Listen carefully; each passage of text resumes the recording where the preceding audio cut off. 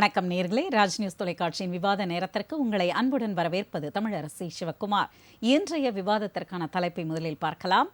இந்திய தேர்தல் ஆணையத்தின் தீவிர வாக்காளர் திருத்தம், எஸ்ஐஆர் விவகாரம், நெருப்புடன் விளையாடாதீர்கள் முதல்வர் ஸ்டாலின் எச்சரிக்கை, தேர்தல் ஆணையம் விளக்கம் தந்தும் எதிர்க்கும் எதிர்க்கட்சிகள், வலுக்கும் தேர்தல் ஆணையத்தின் விவகாரம், பிஜேபி அதிமுக மௌனம், பீகாரை தொடர்ந்து தமிழக வாக்காளர் பட்டியலிலும் கை வைக்குமா தேர்தல் ஆணையம்?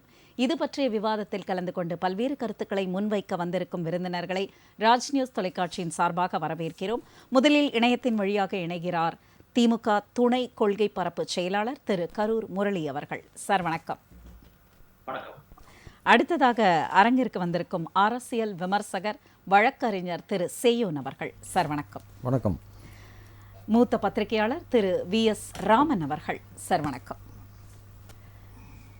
முரளி சார், உங்களிடமிருந்துதான் இன்றைய விவாதம் தொடங்குகிறது. தேர்தல் ஆணையம் தொடர்ந்து தன்னுடைய விளக்கத்தை கொடுத்து கொண்டிருக்கிறது. எதற்காக இந்த திருத்தம், எந்த விஷயத்தை அடிப்படையாக வைத்துக்கொண்டு அவர்கள் இந்த திருத்தத்தை மேற்கொள்கிறார்கள் என்று, அதாவது ஒவ்வொரு மாநிலத்திலும் இருக்கின்ற அந்த வாக்காளர் அடையாள அட்டை அதை சரிபார்த்து எத்தனை பேர் அங்கு இருக்கிறார்கள், அங்கு இருக்கக்கூடியவர்கள் யார் வாக்களிக்க தகுதியானவர்கள் என்பதை பல கட்டமாக ஆராய்ந்துதான் இந்த விவகாரம் கையில் எடுத்துக்கொள்ளப்படுகிறது என்று விளக்கத்தை கொடுத்தும் எதிர்க்கட்சிகள் ஏன் தொடர்ந்து எதிர்க்கிறது? உங்களுடைய நிலைப்பாடு என்ன?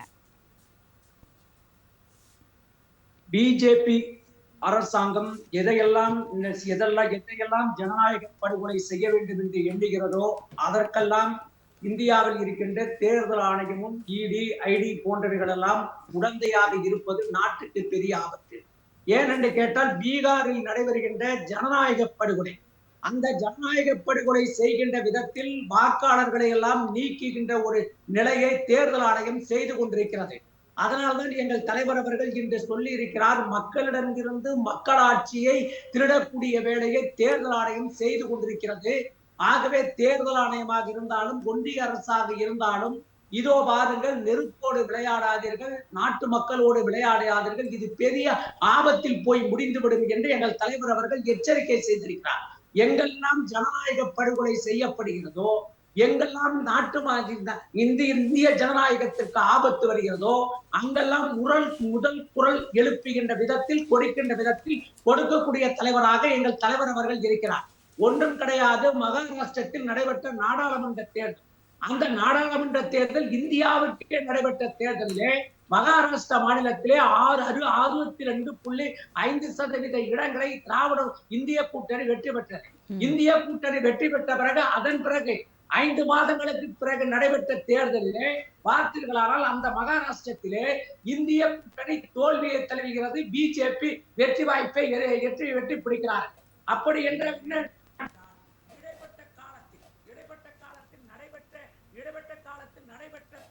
தான் அங்கே காரணமாக இருந்திருக்கிறது. ஏனென்று கேட்டால் ஒன்றும் கிடையாது, 2019 இருந்து 2024 வரை 5 ஆண்டு காலத்தில் மகாராஷ்டிரா மாநிலத்திலே சேர்க்கப்பட்ட வாக்காளர்களுடைய எண்ணிக்கை எவ்வளவு என்று கேட்டால் 31 கோடி ரூபாயை அவர்கள் சேர்த்தார்கள். ஆனால் 31 லட்சம் வாக்காளர்களை சேர்த்தார்கள்.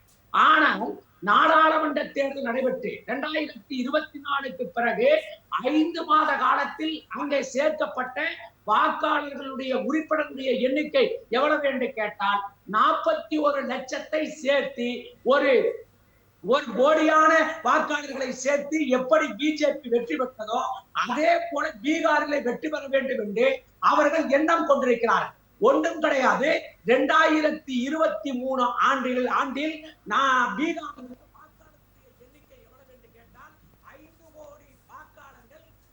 கோடி வாக்காளர்கள் இருந்தார்கள். ஆனால் 2025 எத்தனை கோடி வாக்காளர்கள் என்றால் 3 கோடி பேர் சேர்த்து 8 கோடி வாக்காளர்கள் இருக்கிறார். 8 கோடி வாக்காளர்களும் இதோ பாருங்கள், தேர்தல் ஆணையம் வெளியிட்டிருக்கின்ற வாக்காளர் படிவத்திலே தங்களுடைய பெயர்களை பதிவு செய்து, ஆவணங்களை பதிவு செய்து பதிவிறக்கம் செய்ய வேண்டும் என்று அவர்கள் அறிவித்திருக்கிறார்கள். நான் ஒரே ஒரு கேள்வியை மட்டும் உங்களிடம் கேட்பது என்னவென்று கேட்டால், இதோ வாருங்கள், சின்ன கேள்விதான் கேட்கிறேன். 8 கோடி பேரும் தங்களுடைய பதிவுகளை உடனடியாக தேர்தல் ஆணையத்திடம் பதிய வேண்டும், பதிவிறக்கம் செய்ய வேண்டும் என்று சொன்னால் 25 நாட்களிலே எப்படி முடியும்? இத்தனை நாட்களாக 25 நாட்கள் வைத்தார்களா? மாத கணக்கில் வருட கணக்கில் கொடுத்தவர்கள் இப்பொழுது குறுகிய காலத்தை கொடுக்கிறார்கள் என்றால், ஒரு நாடாளுமன்ற தேர்தல் நடைபெற்று முடிந்ததல்லவா 2024 அதன் பிறகு தேர்தல் கமிஷன் அறிவித்திருக்க வேண்டும்ல. நாங்க 25 கடைசியில தேர்தல் அறிவிக்க போறோம். அறிவிக்கிற காரணத்தால் நீங்கள் உடனடியாக நாங்கள் வாக்காளர்களை சரி செய்ய போகிறோம் என்று அறிவித்திருந்தால் பரவாயில்லை. ஒரு குறுகிய காலத்தில் அறிவித்திருக்கிறார்கள் என்று சொன்னால் இதுல எங்கோ தவறு நடக்கிறது. தவறு செய்தவர்கள் ஆட்சியை பிடித்து விடலாம் என்று எண்ணிருக்கிறார்கள். அதனால்தான் எங்கள் தலைவர் சொல்லி இருக்கிறார், நெருப்போடு விளையாடாதீர்கள் என்று அறிவித்திருக்கிறார். ஒன்றிய அரசாங்கம் ஜனநாயக படுகொலை செய்வதற்கு அஞ்சாத அரசாங்கம் என்பது நாட்டு மக்களுக்கு நன்றாக தெரியும். இதற்கு தேர்தல் ஆணையம் துணை போகிறது.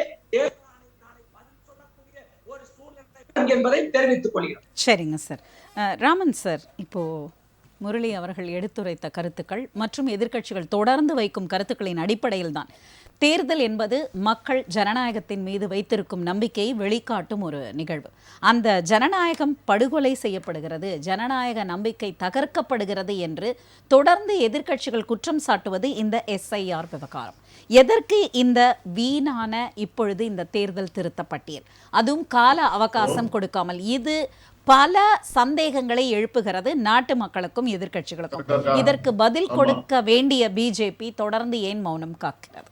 நாட்டு மக்களுக்கு ஒன்றும் சந்தேகம் ஒன்றும் கிடையாது.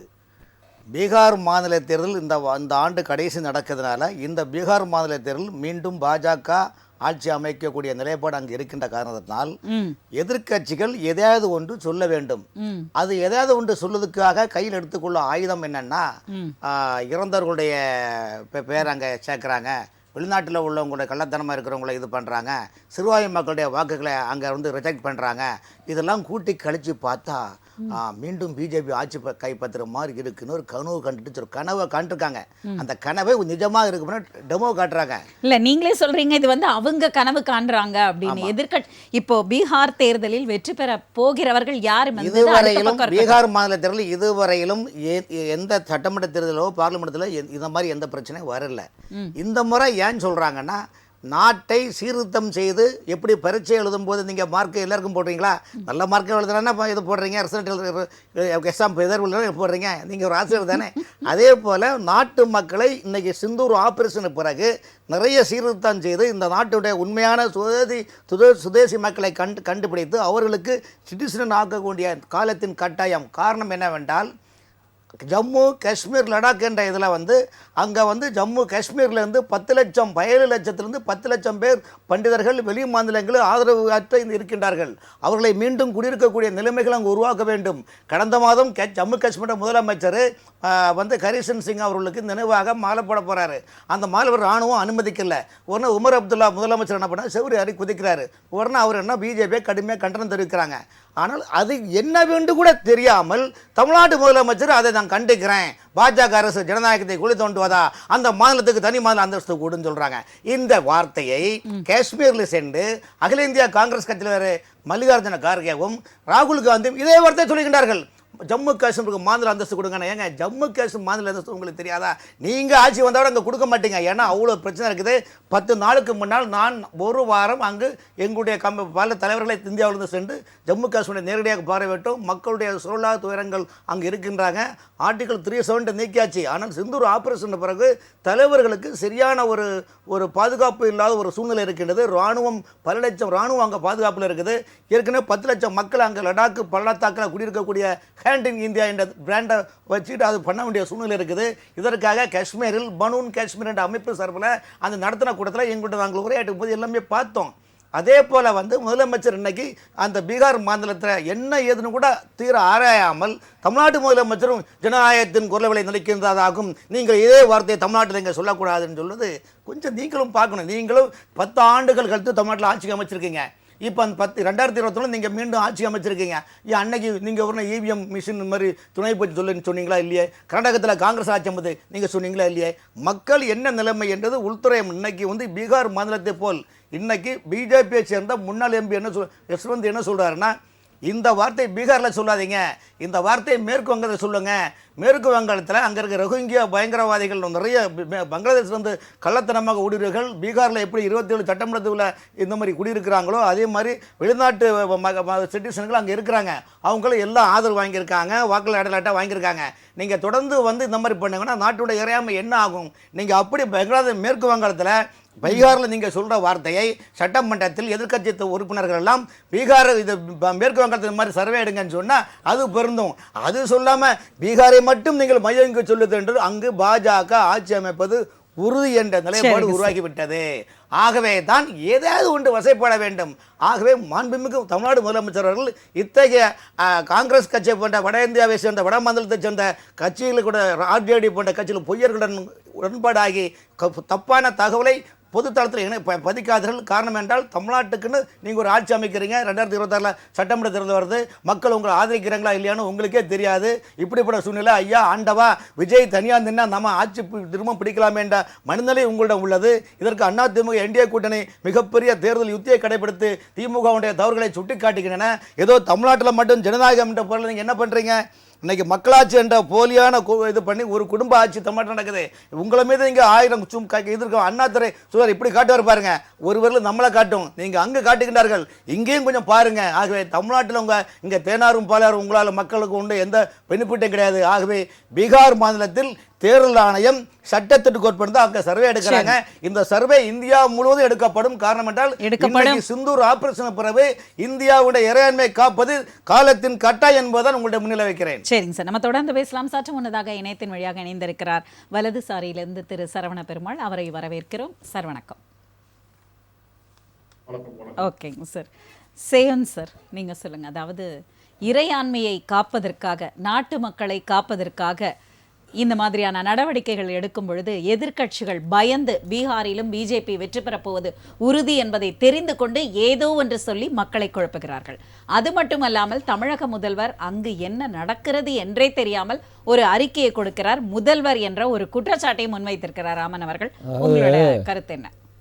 ராமன் சாரை பொறுத்தவரையும் அவரை நான் மதிக்கிறேன். ஆனால் எப்பயுமே அவுட் ஆஃப் சிலபஸ் போகிறது தான் அவருடைய பழக்கமாக இருக்குது. நீங்கள் கேட்குறது பீகார், தேவையில்லாமல் ஜம்மு காஷ்மீருக்கு நான் ஒரு வாரம் போனேன். சிந்தூர் ஆப்ரேஷனுக்கும் பீகாருக்கும் சம்பந்தம் கிடையாது. இதுதான் பாரதிய ஜனதா கட்சியை சேர்ந்தவர்களும் அவர்களோட தொடர்புடையவர்களோடு இருக்கு. நீங்கள் பேசக்குள்ள நான் பேசலை. தயவு செஞ்சு முதல் சுற்றுல குறுக்கிடாதீங்க சார். நீங்கள் பேசக்குள்ள நான் அமைதி காத்தேன். அதனால் பாரதிய ஜனதா கட்சியை சேர்ந்தவர்களுக்கும் அவரை ஆதரிப்பவர்களுக்கும் மடமாற்றி விடுறது தான் வழக்கம். அதை தான் ராமன் சார் தெளிவாக செஞ்சுருக்காரு. இப்போ நான் தெளிவாக சொல்கிறேன் என்ன நடந்ததுன்னு. 2003 கடைசியாக பீகாரில் அந்த வாக்காளர் திருத்தம் பண்ணியிருக்காங்க. இப்போ வந்து வருகின்ற நவம்பர் மாதம் பீகாரில் சட்டமன்ற தேர்தல் நடக்க போகுது. அங்கே நிதிஷ்குமாரனுடைய காட்டாட்சியை மக்கள் விரும்பவில்லை. மீண்டும் ராஷ்டிரிய ஜனதா தளமும் காங்கிரஸ் கூட்டணியும் அங்கு வெற்றி பெறக்கூடிய சூழல் இருக்கிறது என்பதை உளவுத்துறை இன்டெலிஜென்ஸ் பியூரோலாம் சொன்ன பிறகு நம்மளுடைய பாரத பிரதமர் நரேந்திர மோடி அவர்களுக்கு எப்படி இடி மாதிரி எலெக்ஷன் கமிஷன் ஆஃப் இந்தியாவும் அவங்களுடைய ஒரு கட்சியில் ஒரு அங்கமாக வச்சுருக்காங்க. கட்சியில் ஒரு அங்கமாக தான் அந்த எலெக்ஷன் தேர்தல் கமிஷனையும் வச்சுருக்காங்க. இந்த முறை தேர்தல் கமிஷனை தூண்டி விட்டு நீங்கள் தூண்டி விட்டு நீ போய் அங்கே ஏதாவது ஒரு குளறுபடி பண்ணுங்கக்குள்ள அங்கே மொத்த வாக்காளர் 7,89,00,000 பீகாரில். இப்போ என்ன பண்ணியிருக்காங்க எலெக்ஷன் கமிஷனில், அவங்கள்ட்ட வாக்காளர் திருத்தம் பண்ணுறோம், நீங்கள் விண்ணப்பங்களை கொடுங்கன்னு சொல்லிட்டு எல்லாவற்றுக்கும் ஆதார் தான் தேவை, ஆதார் தான் முக்கியம்னு சொன்ன மோடி இதில் வந்து எலெக்ஷன் கமிஷன் வந்து ஆதாரை நாங்கள் கவனத்தில் எடுத்துக்க மாட்டோம், வாக்காளர் அடையாள அட்டையை கவனத்தில் எடுத்துக்க மாட்டோம், ரேஷன் கார்டை எடுத்துக்க மாட்டோம், மாற்றுச் சான்றிதழ், பிறப்புச் சான்றிதழ், கிராம நிர்வாக அலுவலர் சான்றிதழ், வாக்காளருடைய தாய் தந்தையருடைய சான்றுகளை எடுத்துப்போன்னு புதுசாக ஒரு திட்டத்தை அறிவித்து அது மூலமா 65 லட்சம் வாக்காளர்களுக்கு அங்கே வந்து அவங்களுக்கு போதிய ஆவணங்கள் இல்லை என்று அவர்களை நீக்கி இருக்கிறார்கள். இந்த 65 லட்சம் நீக்கம் என்பது இந்தியாவிலே இதுவரை சுதந்திர இந்திய வரலாற்றிலே கிட்டத்தட்ட 75 ஆண்டுகளில் இவ்வளவு பெரிய நீக்கத்தை நாடு தேசம் கண்டதில்லை. இதுக்கு காரணம் என்ன சொல்கிறாங்கன்னா, 2020 சட்டமன்ற தேர்தலின் போது ராஷ்டிரிய ஜனதா தளம் 52 தொகுதியில் 5000க்கும் குறைவான வாக்குகளில் தோற்று ஆட்சியை இழந்தது. இப்போ ஒவ்வொரு தொகுதிக்கும் 65 லட்சம் நீக்கிறாங்கன்னா ஒரு தொகுதிக்கு 25,000 வாக்காளர்கள் நீக்கக்கூடிய சூழலில் அங்கு எப்படியாவது கொள்ளைப்புறமாவது ஜனநாயகத்தை குழி தோண்டி புதைத்து விட்டு ஜனநாயக படுகொலை செய்துவிட்டு ஆட்சியை பிடிக்க வேண்டும் என்ற நோக்கத்தில் பாரதிய ஜனதா கட்சியும் நிதிஷ்குமாரும் சேர்ந்து ஒரு தொகுதிக்கு 25,000 வாக்காளர் வீதம் நீக்கியிருக்காங்க. அதுக்கு என்ன காரணம் சொல்கிறாங்க? வாக்காளர் இறப்பான், இரட்டை பதிவான், நிரந்தர குடியேற்றமா. வாக்காளர் இறப்பை ஏற்றுக்கலாம், ஒரு இடத்துல நிரந்தர குடியேற்றத்தை கூட ஓரளவு ஏற்றுக்கலாம், இந்த இரட்டை பதிவு ஏற்றுக்கலாம். நிரந்தர குடியேற்றம்னு சொல்லி மைக்ரண்ட் லேபர்ஸ் என்று சொல்லக்கூடிய பீகாரையே தன்னுடைய நிரந்தர குடியாக வைத்துக்கொண்டு வெளி மாநிலங்களில் நம்ம தமிழ்நாட்டிலலாம் வேலை செய்கிறாங்க பாருங்கள், அவங்களெல்லாம் நீக்கிடுறது. ஏன்னா அவங்களெல்லாம் நீக்கிட்டு அவங்க ஓட்டு போட முடியாமல் போயிட்டுன்னா ஜெயிச்சிடலாம் அப்படிங்கிற நோக்கத்தில் தான் இதை செஞ்சுருக்காங்க. இந்த ஸ்பெஷல் இன்டென்சிவ் ரிவிஷன் என்று சொல்லக்கூடிய சார் என்று சொல்லக்கூடிய சிறப்பு தீவிர திருத்தம் என்பது ஜனநாயக படுகொலை. அதனால தான் இன்றைக்கு இந்தியாவிலே தலை திறந்த டாப் 5 முதலமைச்சர்களில் ஒரு முதலமைச்சராக விளங்கக்கூடிய திராவிட மாடல் ஆட்சியின் நாயகர் திரு முத்துவேல் கருணாநிதி ஸ்டாலின் அவர்கள் கடுமையாக கண்டித்து நெருப்போடு விளையாடாதீர்கள், ஜனநாயகத்தை குழி தோண்டி புதைக்காதீர்கள், ஜனநாயக படுகொலை செய்யாதீர்கள், இதற்குரிய இதை மக்களிடமிருந்து நீங்கள் வெகு விரைவில் நீங்கள் சந்திப்பீங்கன்னு சொல்லியிருக்கார். என்ன காரணம் என்றால், இன்றைக்கு இந்தியாவிலே எந்த ஒரு மாநிலத்திலும் எந்த பாதிப்பு ஏற்பட்டாலும் அந்த மாநிலத்தை காக்கக்கூடிய நிலையிலே இன்றைக்கு நம்பர் 1 முதலமைச்சராக திரு முத்துவேல் கருணாநிதி ஸ்டாலின் அவர்கள் திகழ்கிறார்கள். உதாரணமாக 8/4/2025 அன்றைக்கு பெறப்பட்ட ஆளுநர் தீர்ப்பு கூட அந்த தீர்ப்பை சுட்டிக்காட்டி நேற்றைய முந்தைய தினம் கேரள அரசு தான் தாக்கல் செய்த ரிட் மனுவை உச்சநீதிமன்றத்தில் வாபஸ் வாங்கியிருக்கு. அப்போ என்ன சொன்னாங்கன்னா, தமிழகம் பெற்றிருக்கக்கூடிய தீர்ப்பு அனைத்து மாநிலங்களுக்கும் பொருந்தும் அப்படின்னு கேரள அரசு சொன்னதை ஏற்றுக்கொண்டு உச்சநீதிமன்றமும் அவங்க போட்ட வழக்கை வாபஸ் வாங்கிட்டு இந்த வழக்கில் தமிழ்நாடு அரசு பெற்ற தீர்ப்பில் என்ன பொருண்மையோ அது ஏனைய மாநிலங்களுக்கும் பொருந்துங்கிற சூழலில் இன்றைக்கு திராவிட மாடல் ஆட்சியினுடைய நாயகர் இன்றைக்கு கூட்டாட்சி தத்துவத்தை பாதுகாப்பதற்காக பீகாரில் உள்ள வாக்காளர்களை பாதுகாப்பதாக தான் கடும் கண்டனை தெரிவித்து நாங்கள் எங்கள் போராட்டங்களை எந்த எல்லைக்கு வேண்டுமானாலும் கொண்டு செல்வோம் இருக்காங்க. இல்ல, தமிழகத்தோட தீர்ப்பை மேற்கோள் காட்டி கேரளத்திலேயே இப்படி ஒரு வரலாற்று சிறப்பு நடக்குதுன்னு சொல்லியிருக்கீங்க. ஆனா ராமன் சார் சொன்னது அந்த ஜம்மு காஷ்மீர் விவகாரத்துல தமிழக முதல்வர் கொடுத்த அறிக்கை அங்கு என்ன நடக்கிறது என்றே தெரியாமல் ஆராயாமல் அவருக்கு என்ன செய்தி வந்ததோ அந்த அறிக்கையை பேஸ் பண்ணி சொல்லியிருக்காரு. ஒரு பாரதிய ஜனதா கட்சியோட ஆதரவாளர் அவர்கிட்ட போய் முதலமைச்சர் முத்துவேல் கருணாநிதி ஸ்டாலினை பாராட்டுவார்னு நீங்க எப்படி எதிர்பார்க்க முடியும்? அவர் எப்பயுமே பார்த்தீங்கன்னு வச்சுங்களேன், இங்க நீங்க பட்டுக்கோட்டைக்கு வழிகாட்டா கொட்டப்பாக்கு இருக்கிற இடத்த காட்டுவாங்கங்கிற கதையா இன்னைக்கு நடக்கிறது பீகார் சம்பந்தமான விவாதம். இதுக்கும் ஜம்மு காஷ்மீருக்கும் என்ன சம்பந்தம்? சிந்தூர் ஆபரேஷனுக்கு என்ன சம்பந்தம்? எப்பயுமே ரூட் மாதிரி ராங் ரூட்ல போற ஒருத்தர் பேசிருக்கீங்க. முதல் சுற்றுல பேசாதீங்க நான் சொல்றேன், குறுக்க பேசாதீங்கன்னு சொல்றேன்.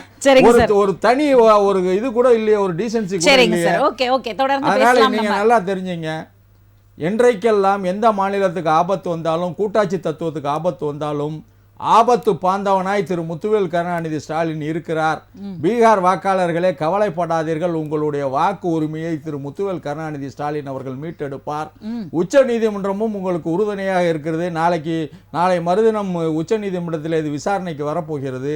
ஏற்கனவே உச்ச நீதிமன்றம் தேர்தல் கமிஷனை நீங்கள் ஆதார் அட்டை, வாக்காளர் அட்டை, ரேஷன் கார்டு போன்றவையெல்லாம் நீங்கள் ஆதாரமாக எடுத்துக்கொள்ள வேண்டும் என்று சொன்ன பிறகும் தேர்தல் கமிஷன் அதை புறக்கணித்திருக்கக்கூடிய நிலையிலே நிச்சயமாக உச்ச நீதிமன்றம், அதுவும் நம்முடைய தலைமை நீதியரசர் BR கவாய் அவர்கள் வந்த பிறகு சரித்திர முக்கியத்துவம் வாய்ந்த தீர்ப்புகளெல்லாம் கொடுக்கிறார்கள். ஜனநாயகத்தை உச்ச நீதிமன்றம் பாதுகாக்கும். தமிழக அரசும் தமிழக முதலமைச்சரும் திராவிட முன்னேற்ற கழக தலைவர் திரு முத்துவேல் கருணாநிதி ஸ்டாலின் அவர்களும் எந்த எல்லைக்கு வேண்டுமானாலும் பீகார் வாக்காளர்களை பாதுகாப்பதற்கு நாங்கள் செல்வோம் என தெரிவித்திருக்கிறார். அதனால பீகார் வாக்காளருக்கு நிச்சயமா நியாயம் கிடைக்கும். ஓகேங்க சார். சரவண பெருமாள் சார், நீங்க சொல்லுங்க. அதாவது உளவுத்துறையோட ரிப்போர்ட் அதையெல்லாம் பார்த்த பிறகு பிஜேபியோட அஜெண்டா சற்று மாறி அவர்கள் கையில் எடுத்த ஸ்ட்ராட்டஜி தான் இந்த தேர்தல் ஆணையத்தோட SIR விவகாரம் என்று தன்னுடைய கருத்தை முன்வைத்திருக்காரு. அது மட்டுமல்லாமல் பீகார் எப்படி அந்த வாக்காளர்கள்லாம் நீக்கப்பட்டார்கள், பீகார் மக்கள் எந்த கவலையும் பட வேண்டாம், நெருப்புடன் விளையாடாதீர்கள் என்று முதல்வரே வந்து எச்சரிக்கை கொடுக்கின்ற அளவிற்கு அந்த மற்ற மாநிலத்திற்கும் வழிகாட்டக்கூடிய அளவிலே தான் இங்கு முத்துவேல் கருணாநிதி ஸ்டாலின் அவர்கள் இருக்கிறார் என்று தன்னுடைய உரையை நிறைவு செய்திருக்கிறார். உங்களுடைய கருத்துக்களை சொல்லுங்க. கேக்குதாங்க sir? Saravana Perumal sir, sir கேக்குதுங்களா?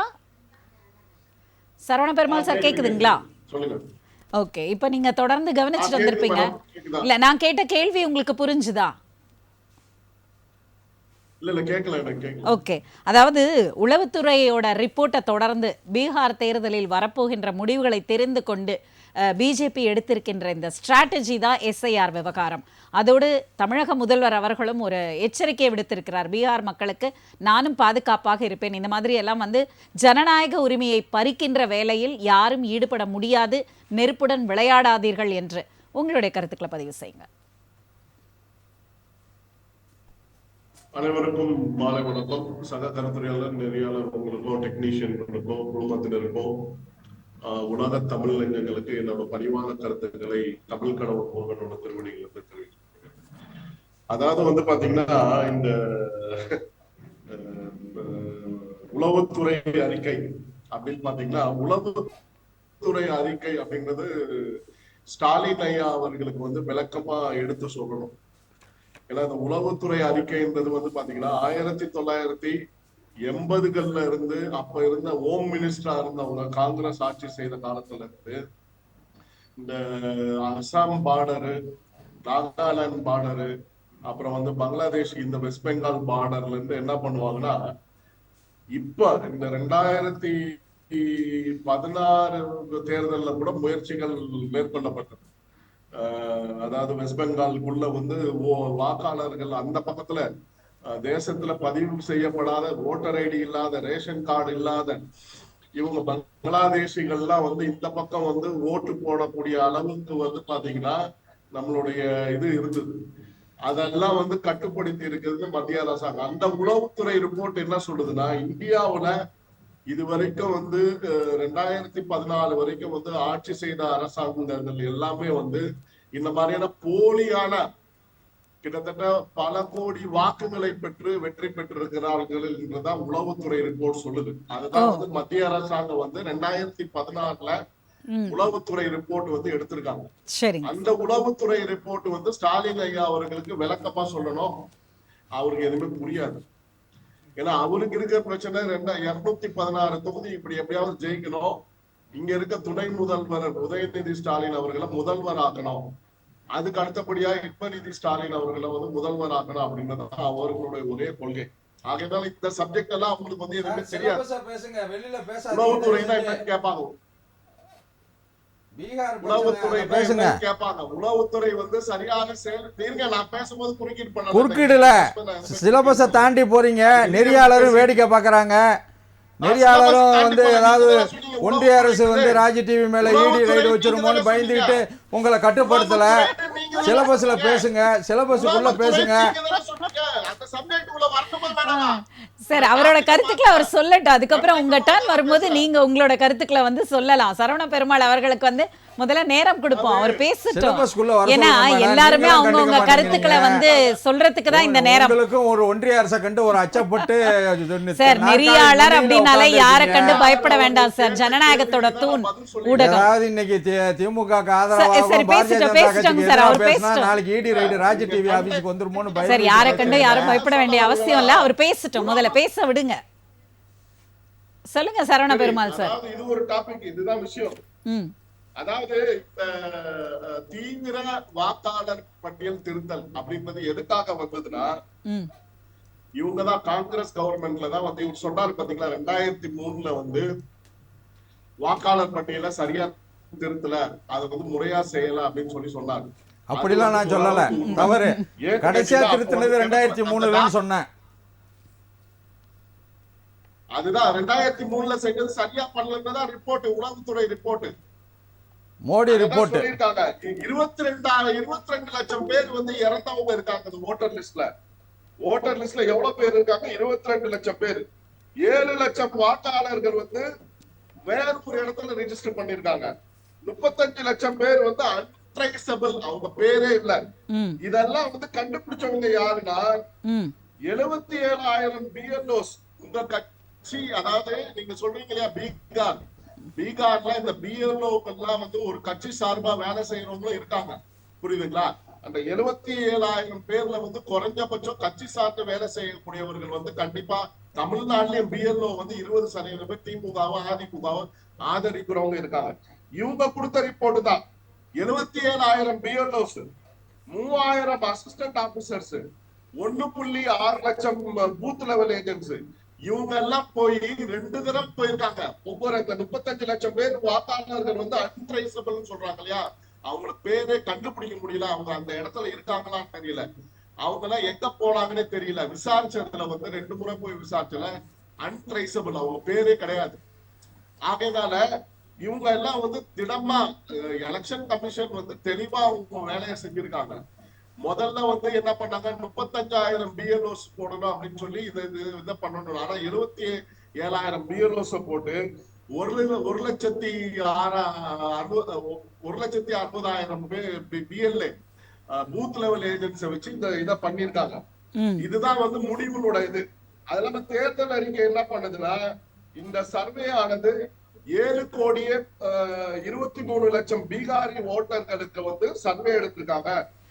பீகார் ஓட்டர்ஸ் என்ன சொல்றாங்கன்னா, நாங்க இதுக்கு முழு ஒத்துழைப்பு கொடுத்திருக்கோம், நாங்களே பல இடங்கள்ல வந்து இறந்தவங்க யாரு, அது மட்டும் இல்லாமல் அன்ட்ரேசபிள் யாரு நாங்க வந்து சொல்லியிருக்கோம் அப்படின்னு சொல்லி அவங்களோட ஒத்துழைப்பை வந்து எலெக்ஷன் கமிஷன் பதிவு செய்திருக்கு. பிரஸ் மீட்ல மக்கள் சொன்ன விஷயத்தை தான் எலெக்ஷன் கமிஷன் பதிவு செய்யுது. அவங்க எந்த அளவுக்கு கோஆபரேட் பண்ணிருக்காங்கன்றது புரியுதுங்களா?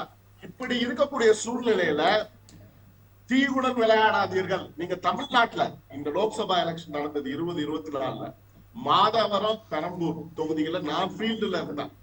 கிட்டத்தட்ட ஒரு தோராயமா 50,000 ஓட்டுல இருந்து 60,000 ஓட்டு வந்து காணாம போச்சு. ஓட்டர் லிஸ்ட்லயே கிடையாது. அப்போ தீ பரவுதா இல்லையா? நீங்க எங்க தீ ஆரம்பிச்சிருக்கு? தீ வந்து ஸ்டாலின் ஐயா அவர்களுக்கு சுடணுப்பா வேணாமா? 60,000 ஓட்டு ஒவ்வொரு தொகுதியிலும் MLA தொகுதியில போச்சுன்னா அப்ப நீங்க வந்து என்ன கணக்கு? இங்க வாக்கு வித்தியாசமே வந்து 5,000 ஓட்டுல வந்து இவரு தோக்குறாரு. யாரு? தேமுதிகவுடைய பிரபாகரன் தோக்குறாரு, விஜயகாந்தனோட பையன் தோக்குறாரு. அப்ப 5,000 ஓட்டுல தோக்கும் போது அந்த 60,000 ஓட்டு இருந்திருந்தா கண்டிப்பா பிரபாகரன் வெற்றி பெற்றுக்கணும்.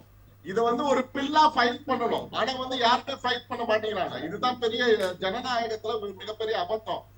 எவ்வளவு ஓட்டு தமிழ்நாட்டுல காணாம போச்சுன்னு அதை சொல்லுங்க முதல்ல. அந்த ஃபயரை பிடிங்க, அந்த தீய பிடிங்க. அதை விட்டுட்டு நீங்க வந்து பீகார்ல நடந்ததை வச்சுக்கிட்டோம், மணிப்பூர்ல நடந்ததை வச்சுக்கிட்டோம் நீங்க அரசியல் பண்ணணும்னு நினைச்சீங்கன்னா, கவர்னர் வச்சுக்கிட்டோம் அரசியல் பண்ணணும்னு நினைச்சீங்க. இப்ப நீங்க என்ன பண்ணிருக்கீங்க? மக்களால தேர்ந்தெடுக்கப்பட்ட ஆட்சி வந்து இந்த 10 மாச காலத்துக்கு 4 IAS தான் வந்து அவங்க ஆட்சி பண்ண போறாங்க. 4 IASகள் கொடுக்கிற டேட்டா தான் வேலை செய்ய போகுது. உங்க மினிஸ்டரோ உங்க MLAவோ வேலை செய்ய போறது கிடையாது. இந்த 10 மாச காலத்துக்கு 9 மாசம் இருக்கு. Amudha IAS, Radhakrishnan IAS, Neeraj Kumar IAS, இவங்க 4 பேரை நீங்க போட்டுருக்கீங்க. அப்ப நீங்க என்ன நடத்துற ஆட்சி? என்ன கவர்னர் ஆட்சி? RN ரவியை என்ன குறை சொன்னீங்களோ அதை இந்த 10 மாசம் அதுக்கு நீங்க என்ன பண்ணிருக்கலாம்? ரிசைன் பண்ணிட்டு நாங்க 10 மாசம் சார் நம்ம ஓகேங்க சார் நம்ம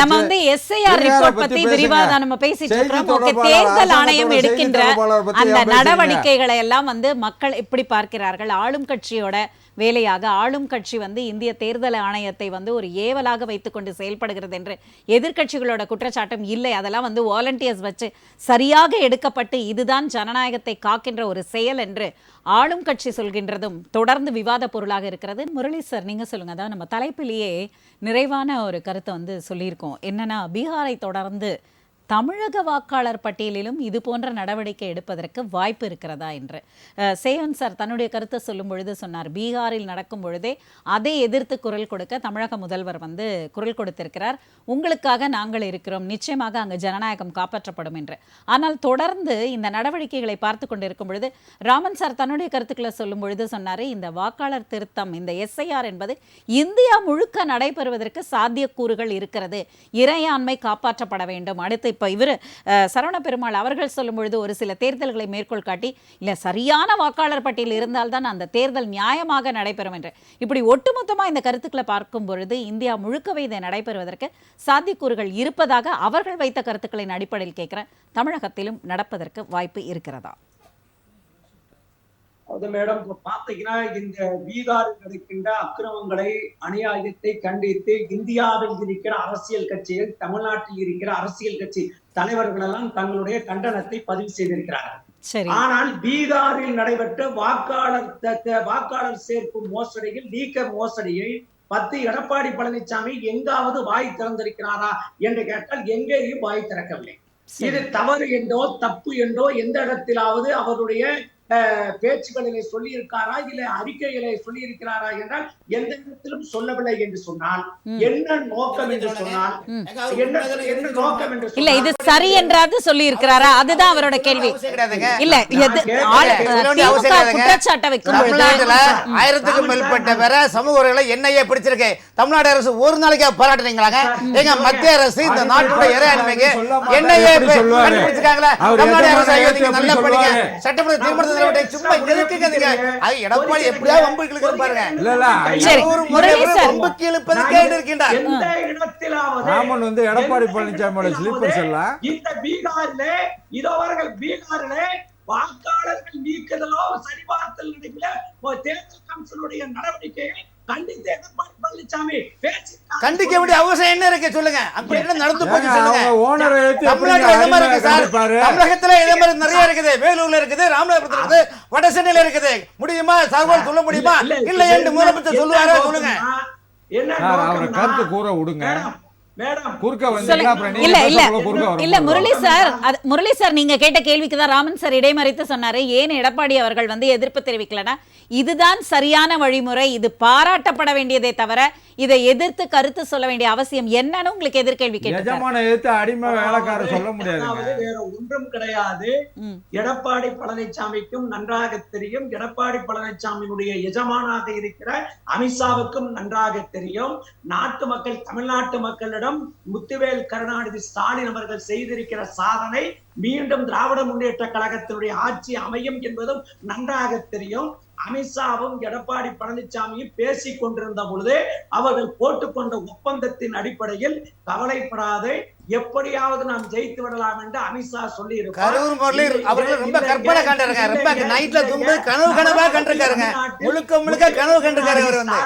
சாதனை பெரிய அளவு இருக்கிறது என்று சொல்லி இருப்பார். அப்பொழுது தமிழக மக்களின் வேதனை கவலைப்படாது, கண்டுக்க மாட்டாங்க, தேர்தல் கமிஷன் எப்படியாவது நம்ம ஜெயிச்சிடலான்னு சொல்லி இருப்பாரு. ஆகவே எஜமான் சொன்ன காரணத்தால் எடப்பாடி பழனிசாமி ஒன்றும் பேசாமல் இருக்கிறார். ஒன்றும் கிடையாது. எப்படி தில்லுமுள்ளு நடந்திருக்கிறது என்பதற்கு ஒரே ஒரு உதாரணத்தை ராமருக்கு சொல்லுகிறேன். பேப்பரை எடுத்து பேனாவை எடுத்து குறிச்சுக்கங்க. நான் குறிச்சுக்கிறேன், சொல்லுங்க சார். அதாவது ராஜஸ்தான் மாநிலத்திலே ஜோத்பூர் பகுதியிலே ராணுவ வீரராக இருக்கக்கூடிய ஒருவர் பீகார் மாநிலத்தில் உள்ள தன்னுடைய சொந்த ஊரான ஜெகனாபுரத்திற்கு வருகிறார்.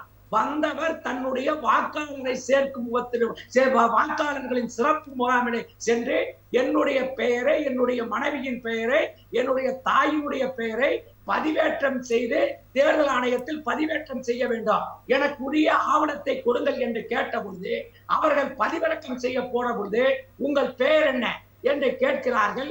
மனைவியின் பெயரை கேட்கிறார்கள், தாயின் பெயரை கேட்கிறார்கள். இந்த 3 பெயரும் பதிவேற்றம் செய்யப்பட்டு விட்டது என்று சொல்கிறார்கள். அந்த ராணுவ வீரர் அதிர்ச்சி அடைகிறார். அதிர்ச்சி அடைந்து விட்டு சொல்லுகிறார், என் கையெழுத்து இல்ல, என் மனைவி கையெழுத்து இல்ல, எங்க அம்மாவுக்கு கைரேகை வைக்க தெரியும்னா அவங்களுக்கு எப்படி தெரியும், அந்த ரேகை இருக்கேன்னு கேட்டவனே அவங்க சொன்ன ஒரே ஒரு வார்த்தை, அதிகாரிகளை போய் பாருங்க. போய் அதிகாரிகளை போய் பார்த்தவனே அதிகாரிகள் சொன்னாங்க, இதெல்லாம் மேலிடத்து அழுத்தங்க, எங்களுக்கு தெரியாது. தவறான தகவலுங்க. இதே 1000 உதாரணம் தமிழ்நாட்டுல இருங்க சார், நான் சொன்னாரே இல்லையா இல்ல சார், அவர் சொல்றத நான் கேட்டேன். அடுத்து நீங்க உடனே வந்து தமிழக அரசு வந்து இவங்க மேல நடவடிக்கை எடுக்கும், அதுக்காக நெறியாளர் அமைதியா இருக்காங்கன்னு நீங்க ஒரு குற்றச்சாட்டை சொல்லிடாதீங்க சார். அவர் இணையத்துல பேசுறாரு, கொஞ்சம் பேச அனுமதி. பதில சொல்லுங்க. இன்னைக்கு தேதி என்ன? 22ஆம் தேதி தீக்கதிர் பத்திரிகையை எடுத்து நீங்கள் படித்துக் கொள்ளுங்க. அது என்ன உங்களுக்கு சாதகமான பத்திரிகை சார்? அப்படிதான் அது ஒரு முரசொலி தான். வித்தியாசம் இல்ல, எல்லாம் ஒண்ணுதான். நீதிமன்றத்தில் சந்திக்க உடனே தயாரா இருக்கேன். ராஜ் டிவி ஊடகத்துல திமுக கொள்ளையடிப்பு துணை செயலாளர் தவறான தகவலை பதிவு செய்தார், நான் வழக்கு போடுகிறேன். நீதிமன்றத்தில் வழக்கு போடுங்க. உங்களையும் தேர்தல் நீதிமன்றத்தில் சந்திக்க முரளி தயாராக இருக்கிறேன். சரிங்க சார்.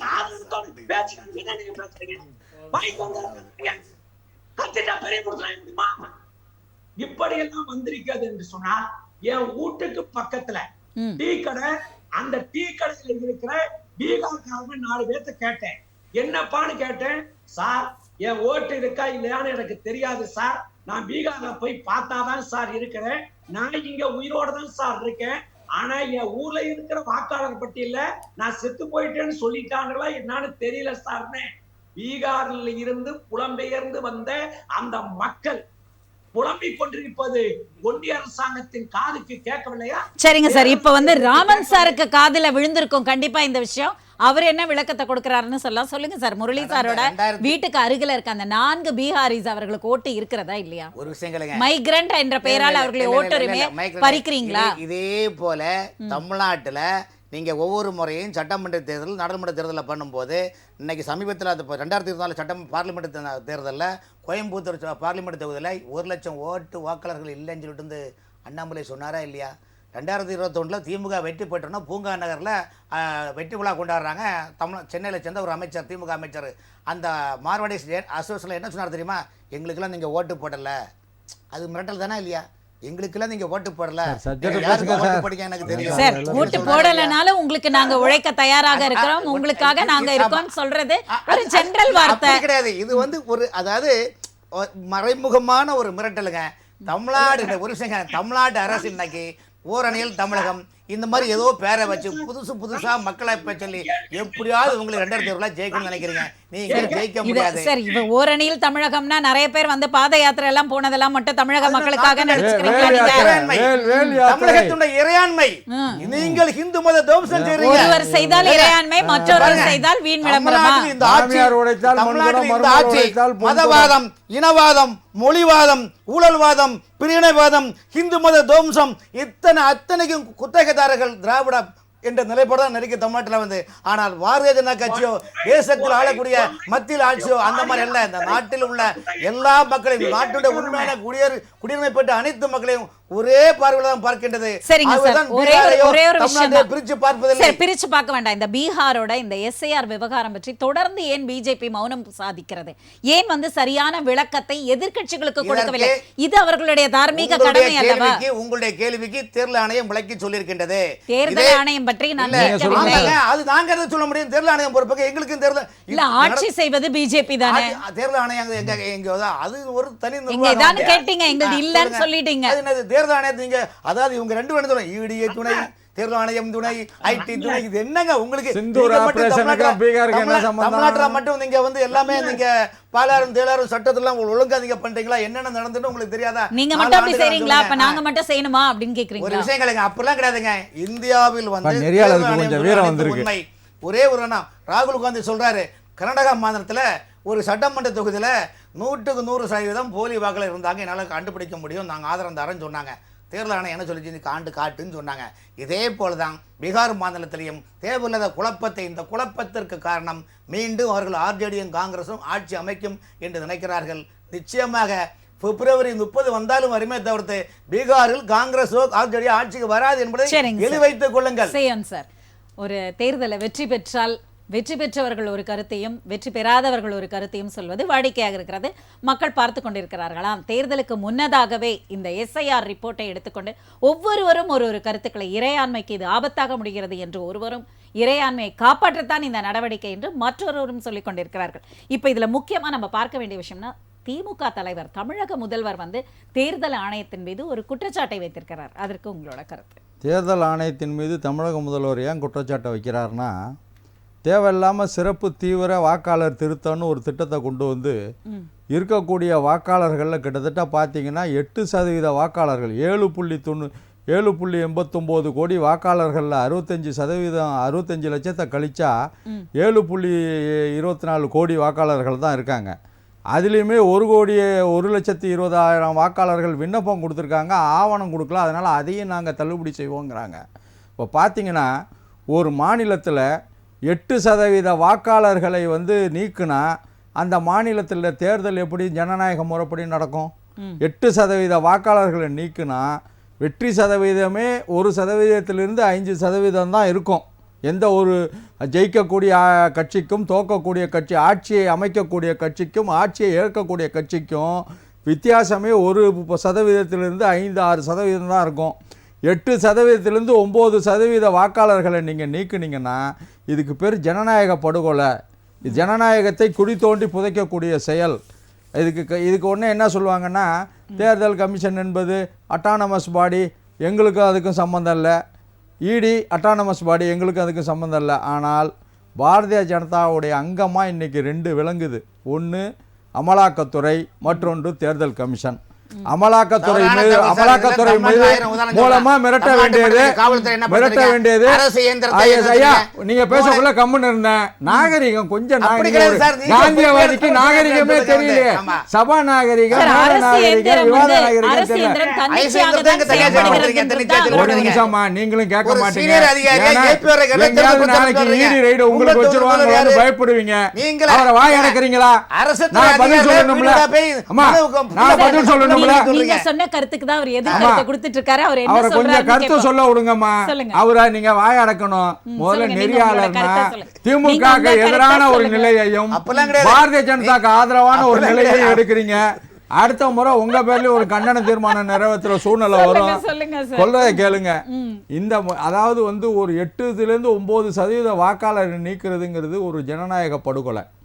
ரெண்டாவது, அவங்க அதுக்கு காரணம் என்ன சொல்றாங்க? நிரந்தர குடியேற்றம். நிரந்தர குடியேற்றங்கிறது தேர்தல் கமிஷன் என்ன வேணாலும் அதுக்கு டெஃபினிஷன் கொடுக்கலாம். உச்ச நீதிமன்றமே தேர்தல் கமிஷனை என்ன அறிவுறுத்துதுன்னா, ஆதார் அட்டை, வாக்காளர் அட்டை, ரேஷன் அட்டையெல்லாம் நீங்கள் எடுத்துக்குங்கன்னு சொல்ல பிறகும் எடுத்துக்கல. இதில் என்ன முடிவு எடுத்திருக்காங்கன்னா, முக்கிய எதிர்க்கட்சியான ராஷ்ட்ரிய ஜனதா தளத்தினுடைய தலைவர் தேஜஸ்வி என்ன சொல்லியிருக்காருன்னா, நாங்கள் தேர்தலை புறக்கணிக்கக்கூடிய ஒரு சூழலுக்கு தள்ளப்பட்டிருக்கிறோம்ங்கிறார். ஏன்னா 65 லட்சம் வாக்காளர்கள் நீக்கப்பட்ட நிலையில் அங்கே ஜனநாயகம் எப்படி மலரும்? அதனால் தேர்தல் கமிஷன் இப்போ வந்து ஈடியை முடிச்சுட்டு இப்போ தேர்தல் கமிஷனை மோடி கையில் எடுத்திருக்காரு. சரிங்க சார், ஓகே. இதற்கு வந்து சரவண பெருமாள் அவர்கள் என்ன பதில் சொல்றான்னு பார்ப்போம். சொல்லுங்க சரவண பெருமாள் அவர்களே. என்ன கேள்விமா? அதாவது ஈடியை கையில் எடுத்திருந்த அரசாங்கம் வந்து இப்பொழுது தேர்தல் ஆணையத்தை கையில் எடுத்திருக்கிறது. ஏனென்றால் அங்க இருக்கிற அந்த ரிப்போர்ட்ஸ் எல்லாம் என்ன சொல்றதுன்னா, கண்டிப்பா இந்த தடவை ஆர்ஜேடி காங்கிரஸ் வந்து ஒரு மகத்தான வெற்றி பெறும், அதனால ஜனநாயகத்தை காப்பாற்றுவதற்காக நாங்கள் எஸ்ஐஆரை கையில் எடுத்திருக்கிறோம் என்று சொல்வதை ஏற்றுக்கொள்ள முடியாது என்று சேயன் அவர்கள் தன்னுடைய கருத்தை வந்து பதிவு செய்திருக்கிறார். அது முதல் கட்டமா நம்ம நண்பர் பேசினார். பீகார்ல வந்து நிதிஷ்குமார் அரசாங்கம் வந்து காட்டாட்சி நடந்தது. உண்மையிலே சொல்றேன், நான் பீகார்ல இருக்க இளைஞர்களோட தொடர்புல இருக்கேன். காட்டா, அப்புறம் வந்து அதை சுற்றி இருக்கிற வட்டாரங்கள் சில பகுதிகள்ல அது அங்க இருக்க இளைஞர்கள் என்ன சொல்றாங்கன்னா, காட்டாட்சின்றது இதற்கு முன்பாக வந்து ராஷ்டிரிய ஜனதா தளம், அதுல மட்டும் இல்லாம காங்கிரஸோட ஆட்சி காலத்துல வந்து காட்டாட்சி. அதாவது வந்து பாத்தீங்கன்னா குறிப்பிட்ட ஒரு இன்சிடென்ட் நான் சொல்றேன். சார் சப்ஜெக்ட் வாங்க, எப்பயுமே அவுட் ஆஃப் சிலபஸ் போறது. இருங்க சார், அவர் சொல்லட்டும் சார், சொல்லட்டும். நீங்க நேரா இருக்கணும். எப்பயுமே சரிங்க சார், பேசிட்டோம் சார், அவர் பேசிட்டோம். வேலையே தென்னை மரத்தை கேட்டா பசுமாட்டை பத்தி சொல்லி கடைசியா அந்த பசுமாட்டை தென்னை மரத்துல கட்டுறதுன்னு தான் வழக்கம். சப்ஜெக்ட் வாங்க சார், சிலபஸ்க்குள்ள வாங்க. மகன் கல்யாணம் நடக்குது. அங்க வந்து நடக்கும்போது என்ன பண்றாங்கன்னா, ஒரு ஸ்கோடா அப்படின்ற கம்பெனியினுடைய கார் இதை வந்து அந்த ஷோரூம் வந்து உடைச்சு காரை எடுத்துட்டு போய் அந்த கல்யாணத்தை அட்டன் பண்றாங்க. யாரு பீரியட்ல? லல்லு பிரசாத் யாதவ் பீரியட்ல. இது குஜராத்ல மோடியும் அமித்ஷாவும் இருக்கக்குள்ள கோத்ரா சம்பவத்தை விட ஒரு கொடுமையான சம்பவம் இருக்க முடியுமா? சரிங்க சார். அதாவது இடியும் election commission of India constitution பிரகாரம் வந்து இண்டிபெண்டன்ட் பாடி. சரிங்க சார், உங்களோட நிறைவான கருத்தை நீங்க சேர்த்து சொல்லிருக்கீங்க. இல்ல அதுதான் தலையீடு இருந்திருந்தால் அவங்க வந்து ஹோம் மினிஸ்ட்ரியோ பிரைம் மினிஸ்டரோ கேட்டுட்டு அதுக்கப்புறமா தான் எல்லா இடத்துலயும் வந்து பேட்டி கொடுத்துருக்காங்க. எல்லா இடத்துலயும் வந்து பேட்டி கொடுத்துருக்காங்க. தனிப்பட்ட செயல்பாடுகள் இருக்குது. புரியுதுங்களா? தனிப்பட்ட செயல்பாடுகள் இருக்கு. அப்படி இருக்கும் பட்சத்துல வந்து பாத்தீங்கன்னா இது எப்படி அவங்க கண்ட்ரோல் பண்றாங்கன்னு நீங்க சொல்ல முடியும்? இடி வந்து கைதை எடுத்துட்டாங்க அப்படின்னு சொல்றது வந்து எந்த காலத்துல நடந்துட்டு இருக்குது? சார், நிறைவான கருத்து நீங்க சொல்லுங்க. 1000 கோடி ஊழல்னு அண்ணாமலை சொன்ன அடுத்த வாரமே இடி 1000 கோடி ஊழல்னு சொல்லுது. அப்ப பாரதிய ஜனதா கட்சி கையில தானே இருக்கு இடி. சார், அதாவது இந்த கணிப்பொலி நிறைவான கருத்து சொல்லிருங்க சரவண பெருமாள் சார். சொல்ல மாட்டாரு, சொல்லவே மாட்டாருமா. பாயிண்டே சொல்ல மாட்டேங்கிறாங்க. கனிமொழியால் அரெஸ்ட் ஆனது 2G வழக்குல வந்து இடி எந்த காலத்துல நடந்தது காங்கிரஸ் சார், இதுக்கு கருத்தை சொல்லுங்க சார். புரியுதுங்களா? கடைசி வரையும் சொல்ல சார், மாட்டாருமா. ஈடியோட மொத்த நம்ம எங்கெங்கெல்லாம் நடந்தது அதெல்லாம் விட்டுறலாம். நம்ம இன்னைக்கு இப்போ இந்த SIR விவகாரம் அதை பற்றிய நிறைவான கருத்துக்கள் சொல்லிடுங்க. மற்ற விருந்தினர்கள் கிட்டயும் நான் நிறைவான கருத்து வாங்கணும். அதாவது ஆகஸ்ட் 1 வாக்குல வந்து இந்த ரிவிஷன் பட்டியல் டிக்ளேர் பண்ண போறாங்க. எல்லாம் வந்து கலைத்தல் திருத்தல் எல்லாத்தையும் இன்னொரு தடவை வெரிஃபை பண்ணிட்டு தான் பண்ண போறாங்க எலெக்ஷன். மாற்று கருத்தே கிடையாது. அவங்களோட செயல்பாடு தன்னிச்சையாக ஒரு திடமான ஒரு கட்டமைப்போட நடத்தி கொண்டிருக்கு. இப்படி இருக்கும் பட்சத்துல வந்து இத கழிச்சுட்டாங்க, வந்து 9% வாக்கு போயிடுச்சு அப்படின்னு சொல்றதெல்லாம் இதெல்லாம் போயிட்டு இருக்கு. அப்ப இறந்தவங்களை எந்த கணக்குல சேர்க்கறது? இறந்தவங்க பேர்ல வந்து கள்ளப்போட்டு போட்டுக்கிட்டு இருக்காங்கல்ல, இது தமிழ்நாட்டிலேயே நடக்குது. ஆகையினால வந்து இங்கே வந்து இந்த தேர்தல் ரிவிஷன் வந்து நடக்கும். இதே மாதிரி வந்து எந்தெந்த தேவையில்லாத மாற்றங்கள் இதுவாயிடும். பீகாரிகள் வந்து அவங்க 4 பேர் ஓட்டு இல்லைன்னு சொல்லி, ஆனா இங்க இருக்க பீகாரிகள் எங்க ஏரியாலே இருக்காங்க. அவங்க போய் ஓட்டை ரெஜிஸ்டர் பண்ணிட்டு நாங்க அங்க வந்து ஓட்டு போட போறோம்னு சொல்லியிருக்காங்க. ஆர்மி ஆபீசர் பத்தி சொன்னாரு. ஆர்மி ஆபீசருக்கு ஃபார்ம் 2, போலீஸ் அபிஷியலுக்கு ஃபார்ம் 2A, அதுல கவர்மெண்ட் அபிஷியல் சென்ட்ரல் கவர்மெண்ட் இதுவா இருந்தா அவங்க. சரிங்க சார். ஓகே, நன்றி சார். நன்றி உங்களுடைய நிறைவான கருத்துக்கு நன்றி. முரளி சார், நீங்க சொல்லுங்க. தமிழகத்திலும் இந்த SIR விவகாரம் வந்து கையில் எடுக்கப்படும்னு தன்னுடைய நிறைவான கருத்தை வெளியிட்டிருக்கிறாரு சரவண பெருமாள். உங்களுடைய நிறைவான கருத்தை நீங்க சொல்லுங்க. கையில் எடுப்பதும் கையில் எடுத்தாலும் எங்களுக்கு கவலை இல்லை. சரியான முறையில் அவர்கள் கையில் எடுத்தால் ஏற்றுக்கொள்வோம். தவறான முறையில் எடுத்தால் போராட்டங்கள் வெடிக்கும். தமிழ்நாட்டில் எங்கள் தலைவர் சொன்னதை போல நெருப்போடு மட்டுமல்ல எரிமலையோடு அவர்கள் விளையாடுகிறார்கள் என்பதற்கு பொருளாக போய்விடும். ஒன்றுமில்லை. பீகாரில் நடைபெற்ற சம்பவம் என்னவென்று கேட்டால், இப்பொழுது ஒன்றிய அரசாங்கத்தில் பிரதமராக நரேந்திர மோடி அவர்கள் இருக்கிறார் என்று சொன்னால், தேசவி அவர்கள் அழகாக சொல்லி இருக்கிறார். 62 லட்சம் போலி வாக்காளர்கள் இத்தனை நாட்களாக மக்களவைக்கும் மாநிலங்களவைக்கும் அதே போல மக்கள் பிரதிநிதிகளை தேர்ந்தெடுத்திருக்கிறார்களே, இது நாட்டுக்கு ஏற்பட்டிருக்கிற அவமானம் என்று சொன்னதை போல பீகாரும் ஆந்திராவில் இருக்கிறவர்களுடைய ஆதரவோடு ஆட்சிப்படத்திலே அமர்ந்திருக்கிறார் அல்லவா நாட்டினுடைய பிரதமர் நரேந்திர மோடி அவர்கள். இப்பொழுது பிரதமராக உட்காருவதற்கு அடிப்படையாக இருக்கிற மாநிலம் பீகார். அந்த பீகார் மாநிலத்தில் 62 லட்சம் போலி வாக்காளர்களுடைய வாக்குகளை பெற்றுதான் பிரதமரே நரேந்திர மோடியே பிரதமராக உட்கார்ந்திருப்பது இது நாட்டுக்கு ஏற்பட்டிருக்கிற அவமானம். அது மட்டுமல்ல, பிஜேபி அதே போல நிதிஷ்குமாருடைய கூட்டணி பீகாரிலே தோத்துவிடும் என்று கருத்து கணிப்புகள் சொல்லி இருக்கிறது. சென்ற சட்டமன்ற தேர்தலிலேயே என்ன நடைபெற்றது என்பது உங்களுக்கு நன்றாக தெரியும். ஊடகத்தின் வாயிலாக ஒரே ஒரு செய்தியை தேர்தல் ஆணையத்திற்கு சொல்கிறேன். தேர்தலின் மீதும் தேர்தல் ஆணையத்தின் மீதும் மக்களுக்கு நம்பிக்கை இருக்கிற வரைதான் இந்தியாவில் ஜனநாயகம் வாழும். தேர்தலின் மீதும் தேர்தல் ஆணையத்தின் மீதும் நம்பிக்கை இழந்தார் அங்கே சர்வதிகாரம் வந்துவிடும். சர்வதிகாரம் வராமல் இந்தியாவை காப்பாற்ற வேண்டிய பொறுப்பு தேர்தல் ஆணையத்துக்கு. நன்றி சார். நன்றி. ராமன் சார், உங்களுடைய நிறைவான கருத்து. பீகாரில் நிதிஷ்குமார் ஐக்கிய ஜனதாதளமும் பாஜகவும் தேர்தலை சந்தித்து மகத்தான வெற்றி பெறும். அந்த மகத்தான வெற்றி பெற்ற பிறகு மோகன் பகவத் அவருடைய RSS இயக்கத்தினுடைய தலைவர் மோகன் பகவத்தருடைய அவருடைய பாடல் வரிகளை சொல்ல போனால் எனக்கு ஒரு பாட்டு பாடல ஒரு வரியில பாடிருங்க, நான் அவருடைய நிறைவான கருத்து கேட்கணும்.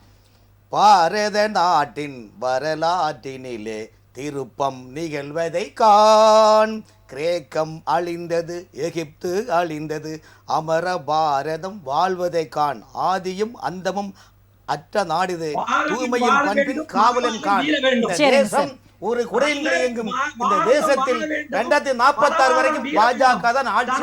சரிங்க சார், 2046 அகிருதி பிரதிபமாக பாஜக ஆட்சி அமைக்கும். கரூர் முரளியும் பார்க்க போறார்கள், அண்ணன் சிவன் அவர்களும் பார்க்கத்தான் அவர் பார்க்க போகிறார். இவர் என்ன சொல்ல போகிறார் அப்படின்னு நம்ம பார்த்துடலாம். செய்யோன் சார், உங்களுடைய நிறைவான கருத்து. அதாவது அமலாக்கத்துறை மோடியின் ஏவல் துறையாக, அதாவது அதிக பிரசங்கித்தனமாக பல இடங்களில் மூக்கை நுழைத்ததை தமிழக அரசு உச்சநீதிமன்றத்திடம் சென்று அங்கு ஒரு தடையை பெற்று அமலாக்கத்துறையினுடைய வாளை சுருட்டி விட்டது.